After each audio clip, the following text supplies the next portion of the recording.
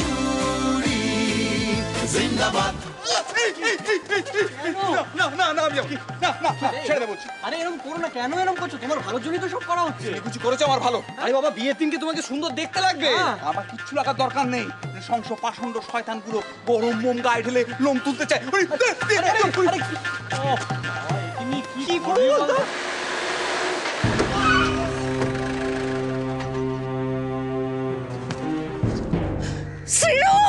মামু, বিদায় ললিতা। মামু, মামু খেয়েছো? মামু, বেঁচে আছে তো? এরকম ছুটছিলেন কেন? পকেট মারি হয়েছিল নাকি? পরে কথা বলবেন, আগে মামুকে গাড়িতে তুলুন। দাঁড়ান, চলে আসুন আগে। ভিতরে জল দিতে হবে। দেখি তেমন কিছু হয়নি তো মনে হচ্ছে। আর চান্সে আপনি দারুণ ব্রেক কষেছেন, ধন্যবাদ। ভয়ে অজ্ঞান হয়ে গেছে বীর পুরুষ আমার। চল। মা, বুঝছিলাম যে এমন ড্রাইভার রাখলেন, প্রথম দিনই অ্যাক্সিডেন্ট। কি করি বলো তো বাবা, তোমরা কেউ ছিলে না। এদিকে ললিতা ফোন করে জানালো যে তারকেশ্বরে পুজো দিতে যাবে, যদি গাড়িটা পাঠিয়ে দিই। আর ঠিক সেই সময় একটা পাঞ্জাবি ছেলে এসে বললো যে সে ড্রাইভার, আমাদের গাড়িটা চালাতে চায়। একে বলো, এটাকেই তো বলে না গড লিফটেড। না ওটা বোধহয় গড গিফটেড হবে।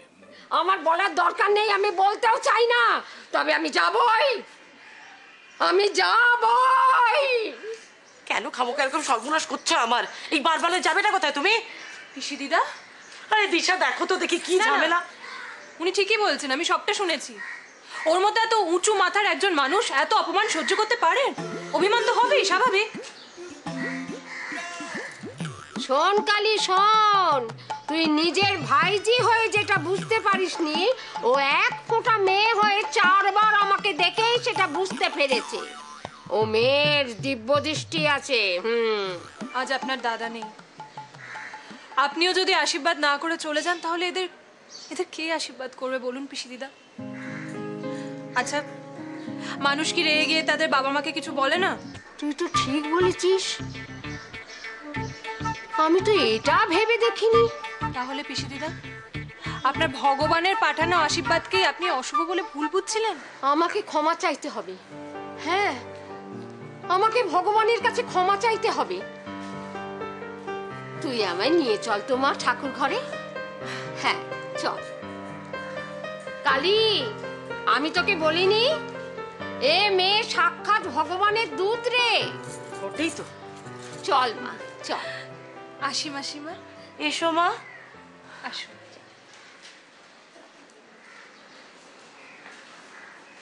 বাবা, এ মেয়ে তো সত্যি জাদু জানে। আমি তো অস্বীকার করছি না যে মেয়েটা সুন্দর দেখতে, তাহলে তুমি অস্বীকার করছো কেন যে তোমার ওকে ভালো লেগেছে? কারণ সুন্দরী মেয়ে দেখলেই তার প্রেমে আমি পড়ি না, এটা আমার অভ্যেস নয়। কিন্তু আমি জানি যে মেয়েটি তোমার প্রেমে পড়েছে, আই এম শিওর। আমি শিওর নই, আমি মানছি না। আমি একটা দিন আনি দিন খাই একটা ভিনদেশি ড্রাইভার, একটা মেয়ে কেন আমার প্রেমে পড়বে বলো তো? হ্যাঁ, লুকোবো। কি তারা দিদি, তুমি এখানে কি করছো? আকাশের তারা গুনছি। আকাশের তারা? হ্যাঁ। গুনছো? তাতে তোমার কোনো প্রবলেম আছে? না, আমার কি প্রবলেম? প্রবলেম তো তোমার, কতগুলো তারা গোনা তো চারদিখানি ব্যাপার। বলছিলাম যে এই যে আমাদের ড্রাইভার হারচারণ হারুকে, মানে হারুর সঙ্গে আমার সঙ্গে ড্রাইভার হারচরণ সিং এর কি সম্পর্ক? না, আমি তো ওরকম ভাবে বলছো কেন? আমি তো সবিনয় জিজ্ঞেস করছিলাম। শোনো, এমনি তো এত রাত্রে এখানে ড্রাইভার ছাতে ঘুরে বেড়াবে কেন? মানে ভূত হলে নয় বুঝতে পারতাম, ভূত ঘুরে বেড়াতেই পারে। কি বলছো? হ্যাঁ, তুমি জানো না, মায়ের ওই দাদু তারা এখনো মায়া কাটাতে পারেনি, তাই ছাতে এসে মাঝে মাঝে হাত টাত নাড়ে। মানে হয়? হ্যাঁ, নাড়ে, এরকম ভাবে হাত নাড়ে।